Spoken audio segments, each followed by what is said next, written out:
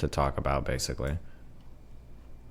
Just because of how it affects like channel growth or career stuff or reputation. Everything, yeah, because it's just like like shitting on like centrists and conservatives and all that shit was like fun to do, but like being labeled a transphobe is like so toxic. And right now you're labeled a transphobe if you don't believe in self-ID, you're like transphobic, or if you don't believe in the trans genocide, you're transphobic, and you have to buy into so many extremist positions, and then it's just not fun because like who the fuck wants to, you never want to fight from a position of already being labeled transphobic. You're like it's already over, especially when trans people are calling you transphobe. It's like, oh well, me. Do you ever feel like when you used to do it as well? Because this was the impression I always got was, I got when I always thought that maybe 2 years ago, if you had like written down all your political prescriptions, they would be pretty like center left or Yeah, I already more left leaning than center. Yeah, not even center left, very far left. Like I support like hormones for like trans kids and shit, so very far left. But I did that. That was part of the manifesto thing that I did was writing it like, here are my positions on trans youth. Here are my positions on hormones for minors. Here are my positions on all this. Like I think I'm pretty far left on all of these things, yeah. But it's like never enough. But I think if people watched your, and this is the impression I got as well, was like if I watched your content or your Twitter, it always looked like this guy's very far left, but he's always like fighting with trans people, fighting with people who are just a little bit more far left or much more far left. Yeah.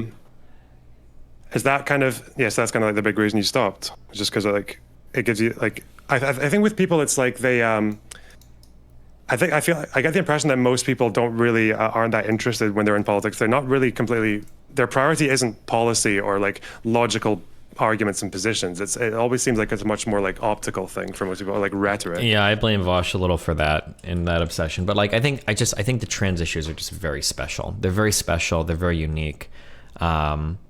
It's just like it's just such a nightmare topic list to go through, because like any irrelevant, like Cathals is a small irrelevant figure, right? If she wasn't trans, nobody would have any idea who she is. She's nothing. But because she's trans, and because that's the issue that she wanted to fight over, for like a brief moment in time, she exploded as this like semi-relevant like figure. And it was enough to like axe my Twitch channel, I guess, on my disagreements with her. And now she's back to being a nobody, right? So like that trans tag and then trans arguments give you so much power to come out and fight. And that's just very, very, very scary to me.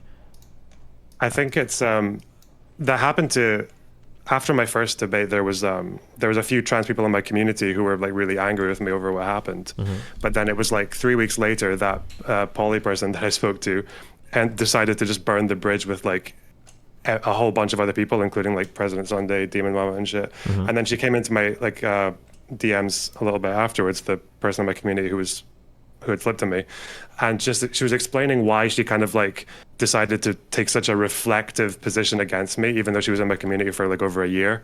And reflective I think she said or reactive? Reactive. Sorry, reactive. Yeah. Okay, that's fine. Go ahead.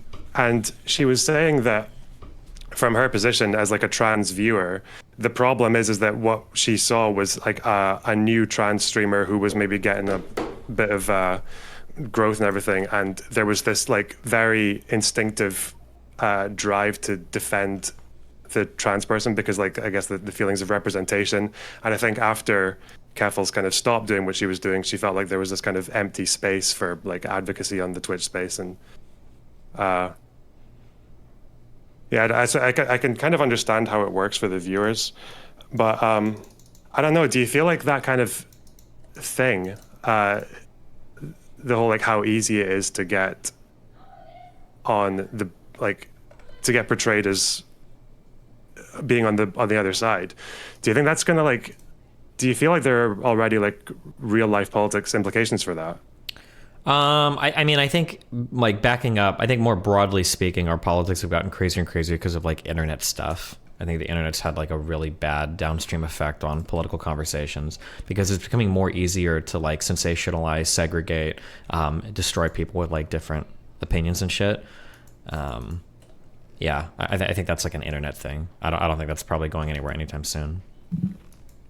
Yeah, the thought, because I know the fact that it shows up in journalism now as well, and even like a lot of left-wing journalists who I used to watch or listen to in kind of 2010. I don't know if you know who Owen Jones is, for example, or Nope. that he's just like a very popular British left-wing journalist, Okay. and he was always really, really talented when it came to being pretty far left, like socialist and everything, but being able to advocate for his positions to a normie audience without compromising. Like he was really good at that. He was able to go on like fucking Piers Morgan and talk about how actually like leftism is like very in tune with British values because of the past, and you give all these like historical examples and shit. But I feel like even now he's gone on, like he's probably been watching like the likes of Hassan or whatever, and now he's kind of going down this The super road radical, of just stupid. being a lot more aggressive. He was like, I think at one point he was telling his fans to go and like harass the Labour Party leader, and like even if he was out with his kids and shit. So yeah, it was yeah, that is a little bit worrying. Yeah, I remember I joked about I remember a normie friend I'd made in LA. She went to like law school or whatever, and she was like my normie check sometimes to make sure I wasn't going fucking crazy on issues. And it was funny, but like over the months, I'd noticed that she'd started posting more and more stuff on her Instagram story from Sean King. Oh no. Yeah, and this is a person that like I knew. We'd hung out a lot. We hooked up a lot. They were like a friend for like months, and now she has me blocked on Instagram, and I have no idea why. And I'm like, Jesus. So yeah, it's definitely like it's bled over so much more and more and more and more and more into like real life politics, and it's like, damn, okay. Yeah, I mean, I know people say that it's going to lead to this pendular swing back, but as far as I know, like young people are still very left wing, though, aren't they? Like, Yeah, kind of, but like stuff is getting really cringe. Like I think Elon is a bit of this like kind of like swing back shit. have you ever heard of Zizek's take on the progressive dogma? Maybe I don't know. Tell me what about it. It's something I used to. I think I still hold to it quite a bit. It's this idea that like societies in general depend on like some level of dogma. So the argument he gives is yeah, of ironically, course. Yeah. like we don't really want to live in a world Well, you have where to the debate average like, is it person okay to like, rape somebody? Right? Do we need to have this debate? Yeah, every yeah, single day? yeah. Sure. Yeah, I agree with that. Yeah. Yeah, or even like I guess like incest is probably one that I've used like referring to you as well. Is like yeah, but like maybe like it's probably okay that most people don't really know why it's bad, but we just know it's bad. But I feel like there are a lot of things that are still contested that are kind of being treated in the same way. So I think the thing I've noticed this with especially was when I was doing a video on the whole like Matt Walsh as a woman thing. The thing I was going around asking because my normie friends are all like very progressive and they all believe, trans women are women. But the funny thing is whenever I get like a few drinks in them and start asking them like, okay, but why? Like, are they really, And then it doesn't take much to get them to be like, they don't really believe it. Like they just kind of say it because they think you're supposed to. And I do worry that that's maybe gonna like, that might be a problem eventually, is if you have a bunch of people holding these kind of progressive positions but they don't actually know why they hold them or they can't justify them. But is that still like is that still okay if they still like support their rights and everything, or is that No, I don't think it's okay because it leaves them like super vulnerable towards like up shit in the future. This is kind of like this is one of the reasons why people speak about this like inoculation effect in college campuses, where I think that like you should be debating stuff like on college campuses. The range for debate should be much wider because it's college. That's like, it's like one of the things you're there to do. It's the last place you can be safely ideologically challenged. And the I bet it was the signals that was fucking everything up.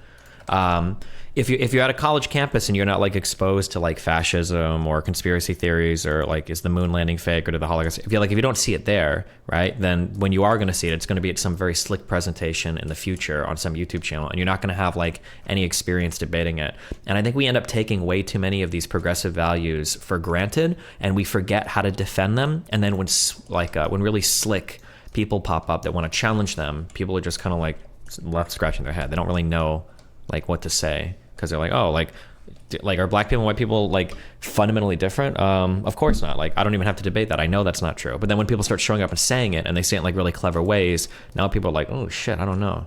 So yeah, I think it is worth like defending values over and over again. Some values just because they need to be kind of refreshed.